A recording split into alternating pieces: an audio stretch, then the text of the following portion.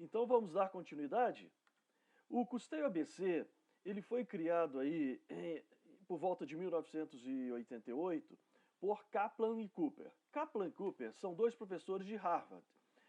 Quando vocês fizeram a disciplina de estratégia, provavelmente você ouviu falar do Kaplan, é o mesmo do Balance Scorecard. Então o Kaplan, ele além de ter desenvolvido o Balance Scorecard, ele também trabalhou a questão de custeio. Ele estava muito preocupado como as empresas apuravam custo naquela época.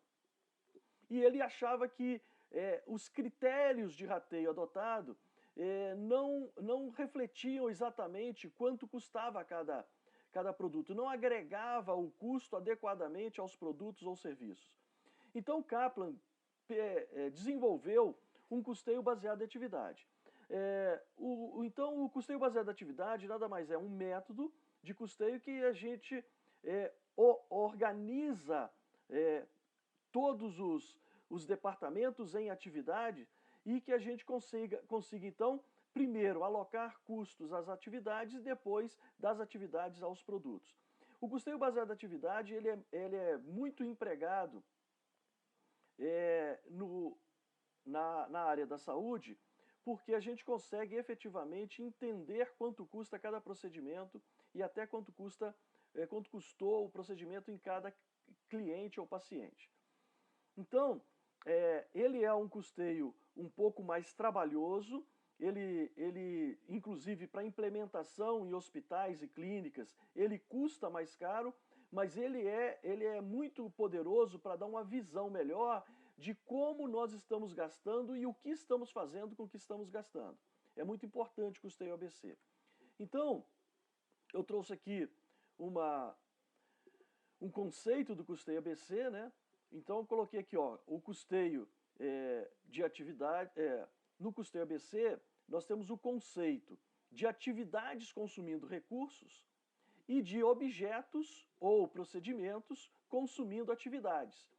Então Kaplan e Cooper entenderam que isso seria fundamental para a gente ter uma visão de como o sistema de operação se desenvolve e como esse sistema de operação adiciona valor ao sistema empresarial. E eles observaram que se a gente começasse a gerenciar as atividades, a gente conseguiria tornar as operações mais eficientes na empresa e fazendo a empresa ficar mais competitiva no longo prazo.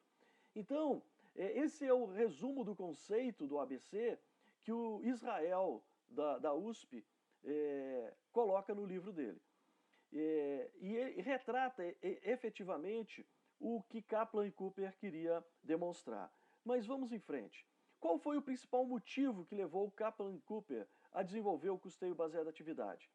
O principal motivo foi que, observando os procedimentos, observando cada paciente, a gente observa que, para o atendimento de cada paciente, a gente tinha alguns custos diretos e a maioria dos custos eram custos indiretos.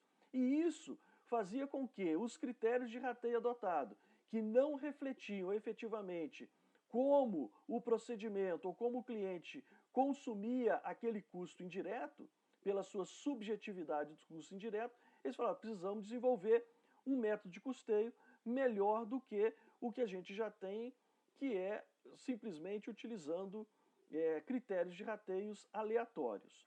Então, com o passar dos anos, esses custos indiretos altos e crescentes fizeram com que Kaplan e Cooper desenvolvesse, então, a metodologia do custeio baseado em atividade. Seus principais objetivos, então, seriam o seguinte. Primeiro, rastrear as atividades e ver como elas estão consumindo recursos. Então, lembre, lá na departamentalização, a gente dividiu a clínica, o hospital, em departamentos. E alocava esses custos indiretos aos departamentos, para a gente entender quanto cada departamento consumia. Agora, os objetivos que Kaplan e Cooper coloca é a gente abrir os departamentos em atividades. Ora, cada departamento realiza quais tipos de atividades? E depois, direcionar os custos para essas atividades, ou seja, como essas atividades consomem recursos, e depois direcionar os custos acumulados nas atividades até aos serviços prestados ou até aos pacientes. Então, a gente nota que os objetivos do custeio baseado em atividade, ele desce um nível a mais do que a departamentalização. Enquanto na departamentalização a gente estava preocupados com o custo do departamento, agora nós vamos olhar o custo das atividades de cada departamento. Então, Kaplan e Cooper também, pela crítica que eles faziam aos critérios de rateio, para o custeio baseado em atividade, eles desenvolveram então uma metodologia diferente para atribuir os custos indiretos às atividades. Então eles criaram o que eles chamaram de direcionadores de custos. Então os direcionadores de custos, eles criaram dois tipos. Um seria os direcionadores de recursos, está aqui, que seria como a gente iria atribuir os custos às atividades. E desenvolveram outros que é chamado de direcionador de atividade, que seria como nós iríamos direcionar o custo acumulado nas atividades até chegar aos procedimentos ou produtos. Então, qual a diferença, então, entre critério de rateio e direcionador de recurso? Bom, a grande diferença é que Kaplan e Cooper dizem o seguinte, um direcionador é algo que tem uma relação de causa e efeito entre o recurso e a atividade e entre a atividade e o produto. Ou seja, a gente precisa desenvolver apontamentos que efetivamente comprovem uma relação de causa e efeito entre a atividade e o recurso, ou seja, como a atividade consome o recurso, e entre as atividades e os procedimentos e os clientes, ou seja, como os procedimentos ou clientes consomem recursos das atividades. Então, eles não queriam critérios aleatórios de rateio. Eles queriam, então, desenvolver algo que fosse direcionadores, que fosse algo que tenha relação de causa e efeito. Então, no custeio ABC, a gente pode montar esse seguinte diagrama. Primeiro, nós temos aqui os gastos ou recursos indiretos. Mão de obra indireta, gastos gerais, depreciação, energia elétrica. Para cada um desses recursos indiretos, a gente então desenvolve direcionadores de recursos. E esses direcionadores de recursos, então, nos ajudam a direcionar esses recursos, os custos, até as atividades, que poderia ser um exemplo de uma atividade, admissão e alta, lavanderia, serviço de enfermagem, hotelaria. Então são várias atividades que tem dentro de um hospital. Quando os custos indiretos estiverem acumulados nessas atividades, a gente elege novos direcionadores de atividades para direcionar essas atividades até os produtos. Cirurgias simples, cirurgias complexas, consultas. Então a gente teria que observar quanto de cada uma dessas atividades deveria ser direcionado para cada procedimento ou cada atendimento, ou até cada cliente.